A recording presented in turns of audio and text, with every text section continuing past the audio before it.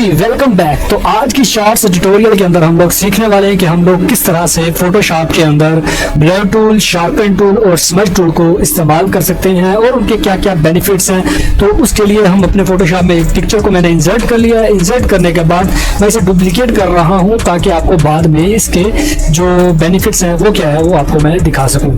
तो आपने यहाँ पर जाना है तो ये आपको ग्रेडियंट टूल के नीचे ब्लर टूल का ऑप्शन मिलेगा। इसके ऊपर आपने करना है क्लिक करने के बाद यहाँ पर आपको इसके ब्रश साइज मिल जाएगा। आप यहाँ से ब्रश का साइज छोटा या बड़ा कर सकते हैं।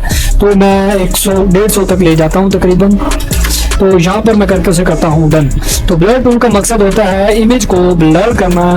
तो यहाँ पर देखें थोड़े थोड़े आपको क्लियरिटी की वजह से ये मसाम खुले हुए नज़र आ रहे हैं। तो आप जैसे इसके ऊपर ब्लर टूल लगाएंगे तो ये मसाम आपको दिखना ख़त्म हो जाएंगे।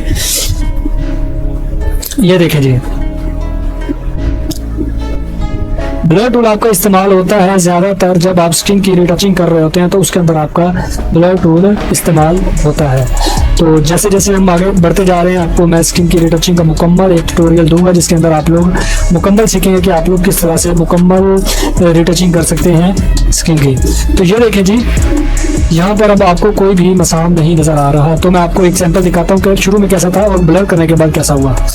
पहले इस तरह से थी कि आपको छोटे छोटे धब्बे नज़र आ रहे होंगे। उसके बाद जब हमने ब्लर का इस्तेमाल किया उसके बाद हमारे पास कुछ इस तरह से बन चुकी है। ठीक है जी, इस तरह से आप ब्लर टूल को इस्तेमाल कर सकते हैं। उसके बाद जो इसी टूल के अंदर नीचे दूसरे नंबर पर जो टूल है वो है शार्पन टूल। शार्पन टूल का मकसद है किसी भी चीज़ को शार्प करना।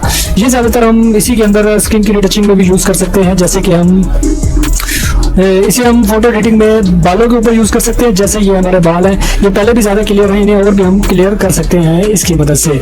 शार्पन का मकसद है शार्प करना किसी भी चीज़ को। तो बाल जितने ज़्यादा शार्प हो उतने ज़्यादा अच्छे लगते हैं। ठीक है जी, अब ये देखें पहले इस तरह से थी, अब इस तरह है।